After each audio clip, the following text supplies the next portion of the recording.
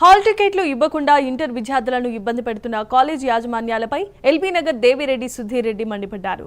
విద్యార్థుల హక్కులను కాపాడుతూ అండగా ఉంటామని ఆయన స్పష్టం చేశారు. ఇంటర్ ఫైనల్ ఎగ్జామ్స్ రాస్తున్న విద్యార్థులకు ఎమ్మెల్యే సుధీర్ రెడ్డి శుభాకాంక్షలు తెలిపారు. వారంతా ఉత్తమ ఫలితాలను సాధించాలని ఆకాంక్షిస్తున్నట్లుగా తెలిపారు. ఇంటర్మీడియట్ ఎగ్జామ్స్ ప్రారంభం కాబోతున్నాయి. చాలామంది ప్రజలు నా దగ్గరకు వచ్చి ఫిర్యాదు చేస్తున్నారు ఏంటంటే, మాది ఒక 10,000 బ్యాలెన్స్ ఉంది, ఒక 14,000 బ్యాలెన్స్ ఉంది, ఒక 8,000 బ్యాలెన్స్ ఉంది, ఒక 6,000 బ్యాలెన్స్ ఉంది, మాకు హాల్ టికెట్లు ఇస్తలేరు, మాకు పరీక్షలకు హాజరు కానియకుండా యాజమాన్యాలు ఆపుతున్నారని చెప్పి ఫిర్యాదు వస్తుంది. దయచేసి కాలేజీ యాజమాన్యాలకు అందరికీ నేను విజ్ఞప్తి చేస్తున్నా, ఈ విధంగా పిల్లలను బ్లాక్మెయిల్ చేసి ఎగ్జామ్స్కి హాల్ టికెట్ గిట్ ఇవ్వలేకపోతే మీ మీద కఠిన చర్యలు తీసుకుంటాం.